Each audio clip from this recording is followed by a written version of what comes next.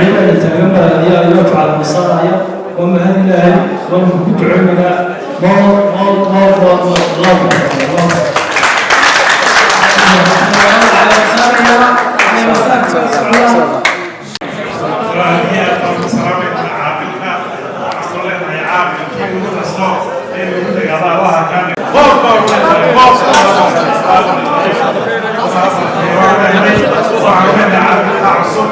tani waxay ahayd munaasabad lagu caleema saarayay Chief Caaqil Eid Chief Caaqil Amiin Chief Caaqil Xasan Bucul oo si rasmi ah ugu soo biiray bahda dhaqanka.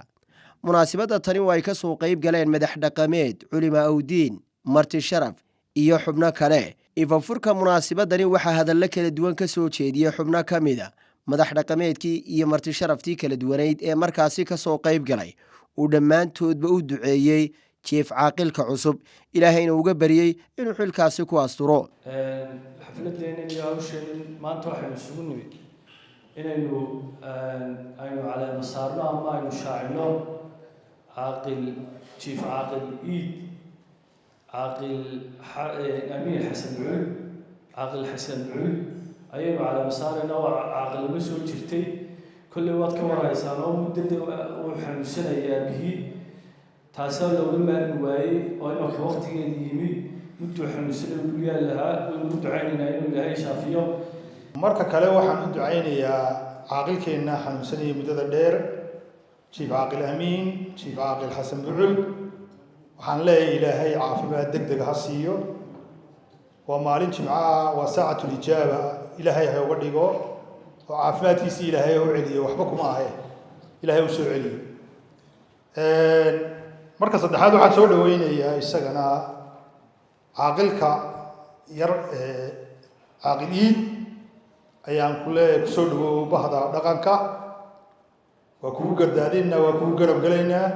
waa ku taageeraynaa intii tamartayada ah taana ku soo dhawow baan ku leeyahay caaqil waanu kugu ducaynaynaa xilkaa aad qaaday ilaahay ha kula qabto ilaahay ha kula garab galo ilaahay waxaan ka baryayaa aabbana ilaahay caafimaad sareecana oo degdega maxamed daawud waa laga aqbali jiray ducada maxamed daawud oo balaamiin dhaha in aabbihii Amiin Xasan Buculna ilaahay caafimaad sareecan oo degdega siiyo waa saacatul ijiba waa casar waa jimce inuu ilaahay naga aqbalo intaana amiin dhaha ilaahow naga aqbal adaa weyno waaxidee oo kalaamka iyaga hanugu ilaahow noo hagaaji caafimaad sareecana sii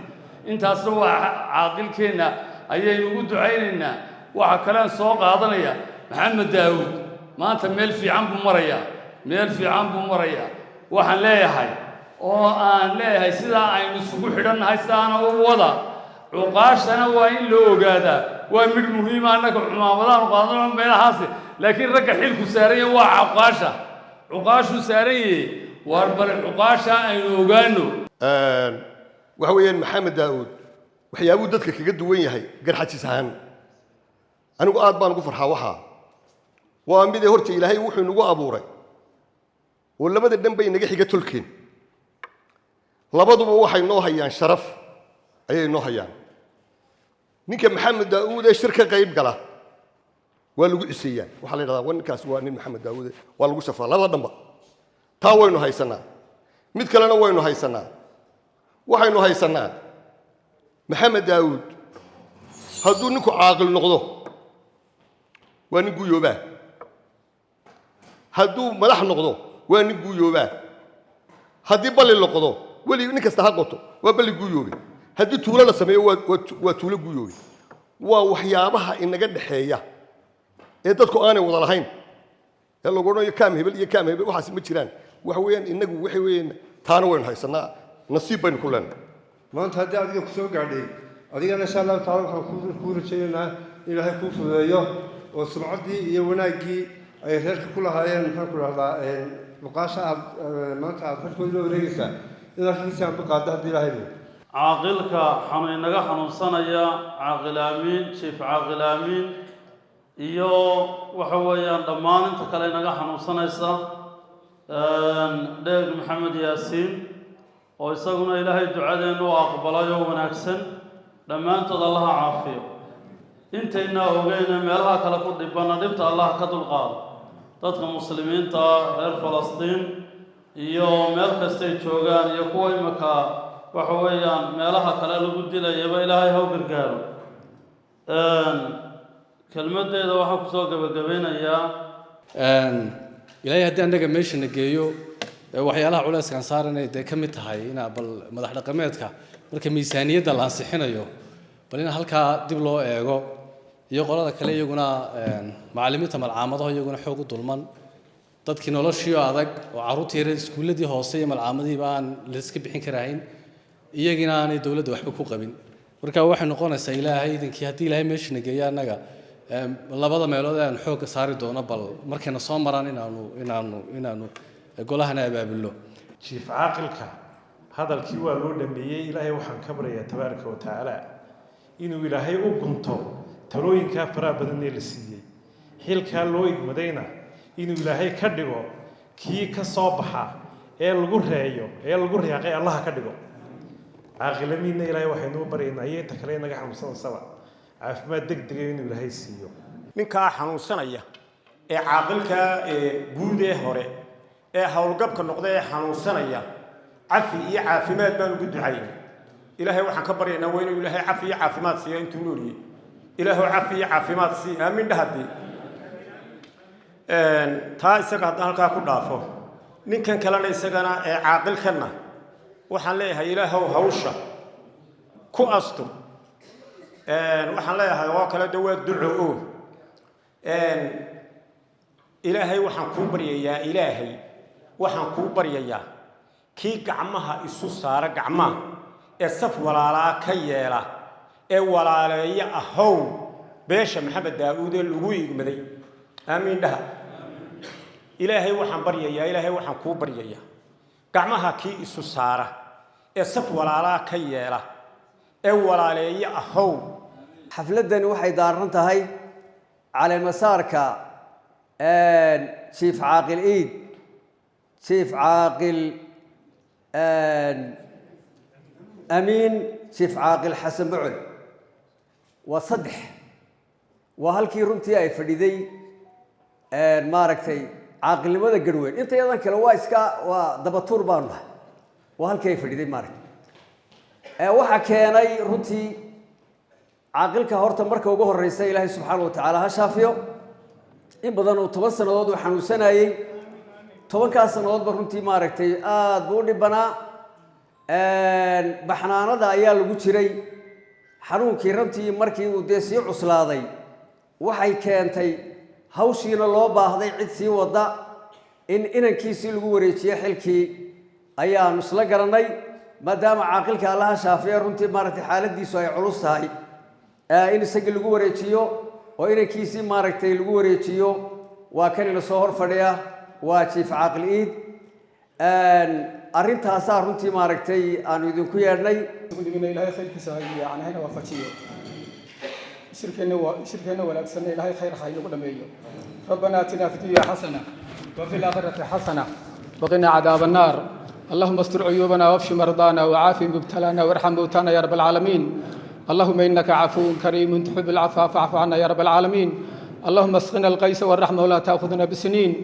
اللهم اسقنا الغيث والرحمة ولا تجعلنا من القانتين اللهم اسقنا غيثا مغيثا هنيئا مريئا ساحا دبقا مجللا قطقطا ردادا دائما إلى يوم الدين صلى الله على سيدنا نبينا مولانا محمد محمد داود حلو لا يبون قبصدي وكسي من يهي واسكو قل يهي وصو ودا قرشيستي وكنت رجلي يمكن إذا جلسوا قرد شيحة إن صو سلامي مع المهد خرسين يا أنت النكلة بقرة هي السلطان ماذا هي وحفرة بطي هي وسير كذا هي سياسيين هي عقاشة هي الدوينها هي وضياشة شرف سليم تعالى سلام وارد السلام يا ويد المهد غير حد سلام يا سلام waxaan halkaa maadaama uu yahay caaqil maxamed daawuud oo caaqil u ah maxamed daawuud si guud ahaan inaynu uga warhayno taa waa idinkula dardaarmaya caaqilka cusubna waxaan siinayaa talo oo waxa laga yaabaa meeshan uu soo galay iyo siduu u isleeyahay iyo siday noqon doonto inaanay islahayn caaqiliid waxaan kula dardaarmaya iidow hawl adag baad kuu taalla ood cagaha la gashay oo dhibteeda leh oon dheef lahayn waxaa laga yaabaa in qof aad caaqil u tahay maanta kuu baahdo oo hawl aad u raacdo ood giddi maanta hawshiisaa ku jirto uu xitaa adiga ku yidhaahdo markuu kaa tegayo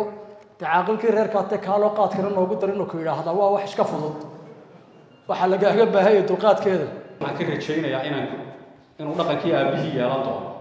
waayo waxaan dareemayaa muddo dheeri kasoo xanuunsinaya inuu ahaa nin aad u akhlaaq badan aamusan ixtiraam badan dadka soo dhoweeya wuxuu qabanaya garanaya waxa la isu yahay garanaya marka insha allahu tacaala waxaan u rajaynayaa inuu tallaabadii aabihii yeelan doono ayaan aada u rajaynayaa markaa bulshada wax ka dhigata caaqil amba suldaan ka dhigta iyaguna waxaa loo baahan yahay inay ilaaliyaan oo qorshe ay u sameeyaan qorshaha ay ugu sameynayaan waxaa number 1 ka ah horta in ay u sameeyaan bidaano wanaagsan bimacnaa dad wanaagsan oo ku xeeran laakiin haddii 2 qof amba 3 qof oo marfashka la taga ay ku xeernaadaan reerkii waa qarribaya waxaa laga yaabaa talooyin aan fiicnayn in la siiyaba suuragala arrinta labaad ee kalena waxay tahay in caaqilka laga warhayo aad iyo aad baan u salaamayaa maxaa la yidhahdaa in caaqilka waxaan u ducaynayaa oo kale dembigiisa ha dhaafo ilaahay caafimaad saraaxana siiyo waxaan u ducaynayaa aabihii ugu dambayntiina waxaa halkaasi ereeye mahadceline ka jeediyey jiif caaqil iid jiif caaqil aamiin xasan bucuul idinkuna aad baan mahadsantahay sidii garab istaagteen aad cala masaartay ilaahayna xilka igu haysto ducadiina waa mudan allah khayr baa dembigana allah dhaafo xilka allah ilaahay waa duceeya